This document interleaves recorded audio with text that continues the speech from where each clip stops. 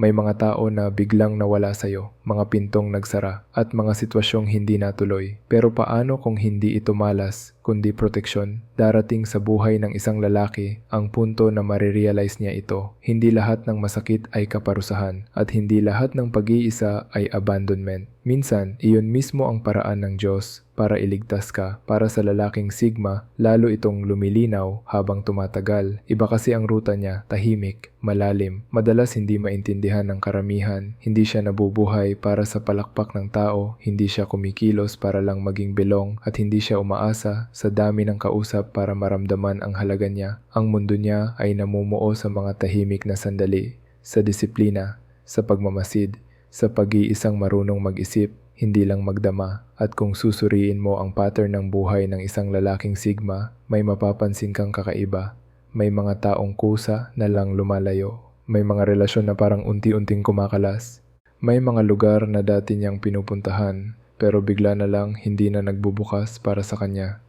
Sa simula, nakakalito iyon. Iisipin mong, may mali ba sa akin? May nagawa ba akong masama? Bakit parang sabay-sabay na may umaalis? Pero habang lumilipas ang taon, unti-unti mong makikita ang mas malalim na layer. May mga taong hindi talaga nakalaan na maging malapit sa'yo. May mga kapaligirang hindi kayang dalhin ang bigat ng espiritu mo. At may mga koneksyon na hindi pwedeng manatili kapag ang landas mo ay papunta sa mas mataas na purpose. Hindi inaalis ng Diyos ang mga tao sa buhay ng Sigma dahil masama siya. Inaalis niya sila dahil hindi sila tugma sa lalaking may matibay na loob, malinaw na isip, at sensitibong espiritu. Ang Sigma ay may kakaibang panloob na clarity. Hindi siya madaling madala sa drama, manipulasyon, o emosyonal na kalat. At dahil doon, hindi siya bagay sa mga taong sanay sa laro, panlilinlang, at pakitang tao. Kaya nakikialam ang Diyos, hindi maingay, hindi dramatic, pero sigurado. Isang pintong biglang hindi natuloy, proteksyon. Isang taong biglang lumamig, awa. Isang season ng katahimikan, paghahanda. May espiritual na dimensyon ang buhay ng Sigma na madalas hindi na pag-uusapan. Yung unseen na gabay, yung mga di nakikitang pagsasala, yung paraan kung paano tahimik na inaayos ng Diyos ang mga tao, sitwasyon, at kapaligiran sa paligid niya para hindi masayang ang kanyang oras, lakas, at puso. Sa susunod na bahagi, dadaanan natin ang 6 na palatandaan na pinoprotektahan ng Diyos ang isang lalaking Sigma mula sa mga taong sisira, sisipsip, at magliligaw sa kanya.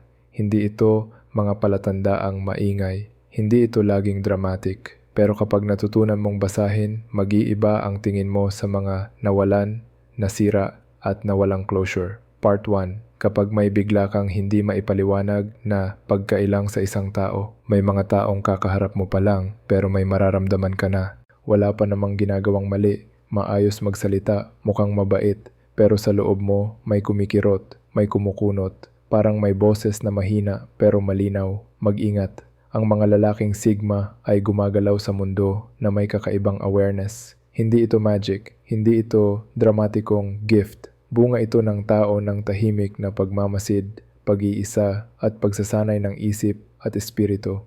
Habang ang iba ay umaasa sa salita, sa kilos, sa paliwanag, at sa itsura para malaman kung mapagkakatiwalaan ang isang tao, ang Sigma ay kumikilos sa ibang antas. Para siyang may internal radar. Habang nakikipag-usap ka, hinahagip niya ang tono, inrerehistro niya ang pattern ng kilos, nararamdaman niya ang intensyon sa likod ng mga biro, mga tingin at mga kwento. Hindi ito paranoia, ito ay pinong pakiramdam na pinanday ng Diyos sa loob niya. Kapag ang isang tao ay may daladalang inggit, lihim, nagalit, panlilinlang o intensyon na gamitin ka, madalas ang Sigma unang nakakaramdam bago pa lumabas sa aksyon.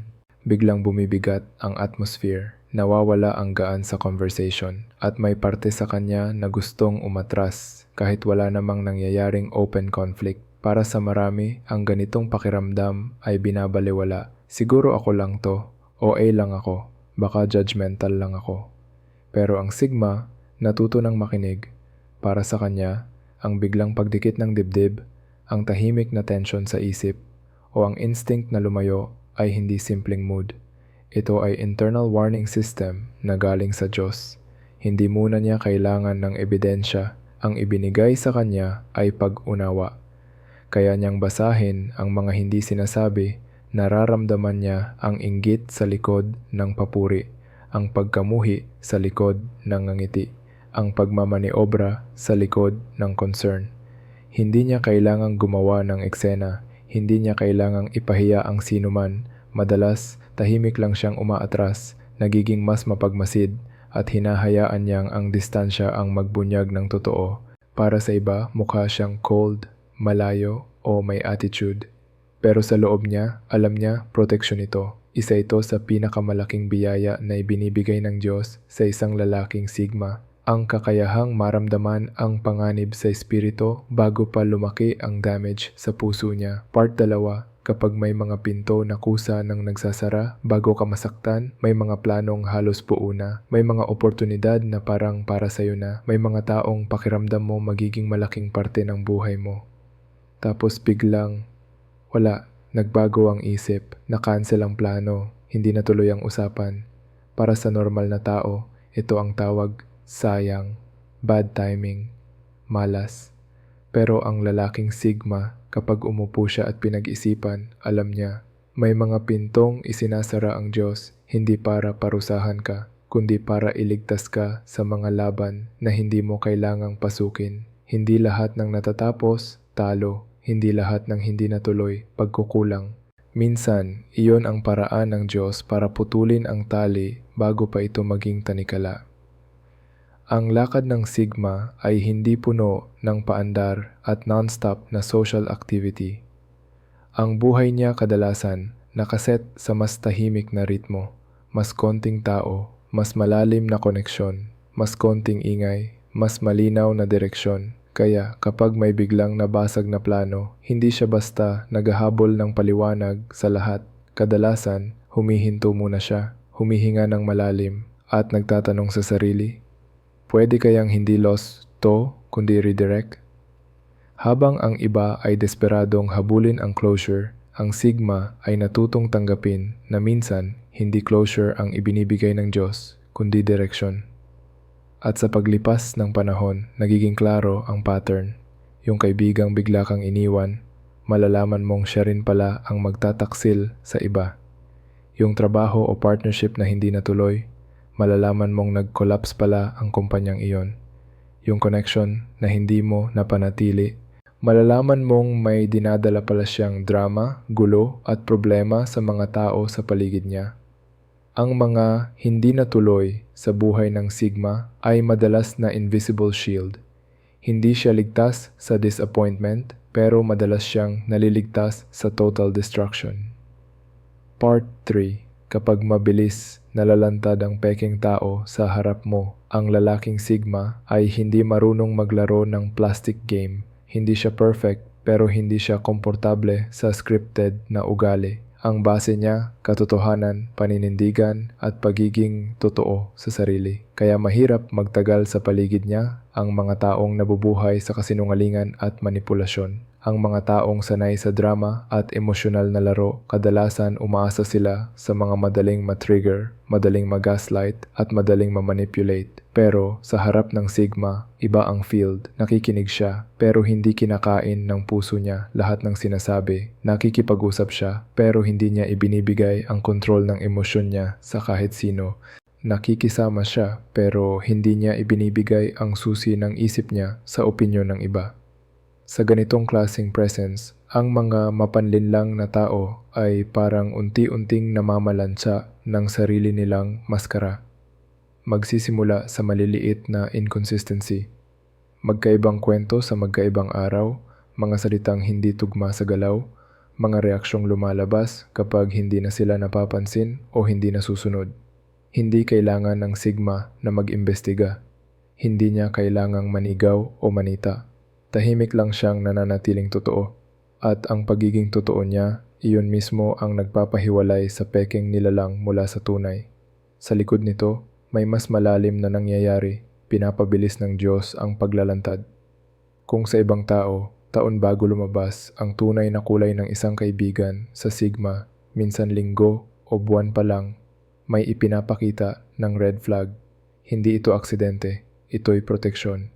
Hindi pwedeng sayangin ng Sigma ang ilang taon sa relasyong sisira sa kanya kapag dumating ang critical na season ng buhay niya. Kaya pinapayagan ng Diyos na malaglag ang maskara ng maaga, hindi para pahirapan ang Sigma, kundi para hindi siya mabaon sa maling tao. Kaya kahit masakit makita ang tunay na ugali ng isang taong inasahan mo sa malalim na antas, iyon ay biyaya. Masakit ngayon, oo, pero mas masakit kung huli mo na sana nalaman. Part 4. Kapag biglang lumalalim ang pag-iisa bago ang malaking laban. May mga season sa buhay ng Sigma na parang sabay-sabay, mas kaunti ang kausap, mas maiksi ang usapan, mas maraming oras mag-isa. Kung hindi ka sanay, iisipin mong, siguro walang may gusto sa akin. Siguro iniiwasan na ako. Pero sa espiritual na antas, madalas iba ang nangyayari. Inihihiwalay ka ng Diyos, hindi para maramdaman mong iniwan ka, kundi para ihanda ka sa susunod na level na hindi pwedeng daluhan ng lahat. Ang pag-iisa ng Sigma ay hindi kulungan, ito ay workshop. Dito naglilinis ang Diyos ng ingay sa isip mo. Dito niya inaalis ang mga taong hindi naman nakakatulong sa paglago mo. Dito niya pinapakita kung ano ang dapat manatili at ano ang dapat bitiwan. Sa tahimik na seasons na ito, napipilitan ang Sigma na makinig sa sarili niyang boses, sa tunog ng konsensya niya at sa direksyong binubulong sa kanya. Natututunan niyang maging buo kahit walang palakpak. Natututunan niyang magdesisyon kahit walang choir ng opinyon sa paligid niya. Natututunan niyang maging matatag kahit wala siyang cheerleader. Hindi lahat ng tao ay dapat kasama niya sa bawat stage ng growth niya. May mga taong pwedeng kasama lang sa simula. May mga taong pwedeng hanggang gitna lang. At may mga taong hindi dapat makasama sa high level na labanan ng isip, emosyon at purpose. Kaya bago dumating ang malaking spiritual o emotional na hamon, kadalsang pinapadaan muna ng Diyos ang Sigma sa matinding pag-iisa. Doon siya pinapalakas, doon pinapatibay ang loob, doon pinapaalala kung sino siya kahit walang tumitingin. Paglabas niya sa season na yon, iba na siya mag-isip, iba na siya magdesisyon, iba na siya pumili ng tao. Ang dating mahina sa kanya, hindi na sumasakto. Ang dating okay lang, ngayon ramdam niyang hindi na bagay sa direksyon niya. Ang tingin ng iba, ang layo mo na, pero sa katotohanan, ang nangyari lang, tinanggal ng Diyos ang mga tao, lugar, at bagay na hindi natugma sa kung sino siya dapat maging. Part 5. Kapag ang mga may masamang motibo ay naiilang sa presensya mo, napansin mo ba ito? May mga taong unang beses ka palang nami-meet pero parang hindi na komportable agad sa'yo. Hindi dahil bastos ka, hindi dahil may ginawa kang mali, kundi dahil ang presensya mo palang hindi pumapabor sa laro nila. Ang masasamang intensyon ay hindi komportable sa taong malinaw ang loob. Ang Sigma ay hindi perpekto pero may isa siyang malinaw. Ayaw niyang ipagpalit ang pagiging totoo sa pansamantalang pakikisama. Hindi niya kinukonsinti ang drama. Hindi siya sumasayaw sa sayaw ng manipulasyon. Hindi siya nagbebenta ng kaluluwa para lang magustuhan ang mga taong sanay man lamang, sanay magpaikot, sanay mag-guilt trip at manghila pababa. Kadalasang umaasa sila sa kahinaan ng loob ng iba. Pero kapag nasa harap nila ang Sigma na hindi desperado, hindi sabik sa validation, at hindi madaling mapuwersa sa emosyon, parang nawawala sila ng kagamitan. Wala silang mahila, wala silang mapisil, wala silang makontrol. Kaya unti-unti silang nauubusan ng gana, naiinis, naiilang. At kusa silang lumalayo, hindi dahil may sinabi kang harsh, kundi dahil hindi kaya ng spirit nila ang consistency ng spirit mo. Sa spiritual na lente, ito ang tinatawag na divine repelling. May invisible boundary sa paligid ng isang lalaking nagbabantay ng isip at puso niya. Kapag pinili mong mabuhay sa disiplina, respeto sa sarili, at mas mataas na layunin, hindi ka ginagawang perfect ng Diyos, pero pinalalakas niya ang hangganan sa paligid mo. Kaya maraming nakakalason na tao ang hindi man lang nakakabuo ng matagal na access sa'yo, napupunta sila sa ibang target. Naghahanap sila ng mas madaling iikot. Ang resulta, o minsan parang kakaunti ang tao sa paligid mo, pero karamihan sa natira, mas totoo, hindi mo kailangang sumugod sa bawat laban. Minsan, sapat na yung panloob mong lakas at tahimik na prinsipyo para piliin ng masasamang intensyon na lumayo bago pa man magsimula ang gulo. Part 6. Kapag maaga mong natutuklasan ng pagtataksil, hindi sa huli pinoprotektahan ka rin minsan ng Diyos sa pamamagitan ng maagang sakit, isang maliit na kasinungalingan, isang simpleng hindi pagtupad sa usapan, isang konting sablay sa loyalty. Madalas, iyan ang unang bitak. Sa una, iisipin mo, siguro napagod lang siya. Siguro miscommunication lang. Siguro hindi sinasadya. Pero habang tumatagal, makikita mong hindi pala ito isolated, pattern pala, character pala.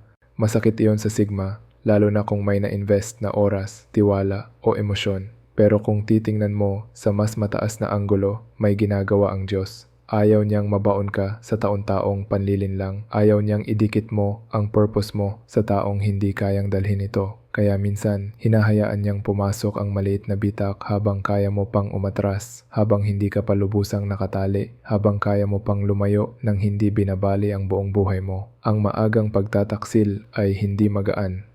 Pero kung ihahambing sa huling-huling pagtataksil, sa gitna ng malaking pangarap, pamilya, negosyo o misyon, mas mabigat iyon.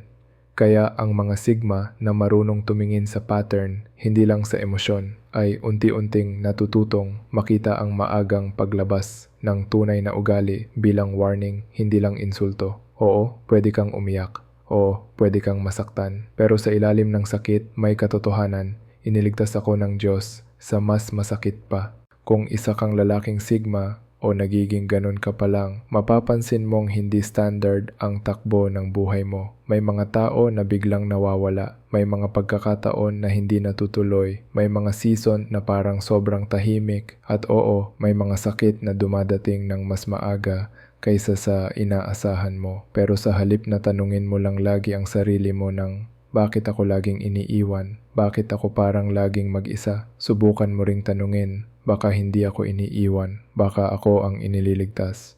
Ang proteksyon ng Diyos sa isang sigma ay madalas tahimik. Hindi siya dumarating sa anyo ng malaking himala na nakikita ng lahat.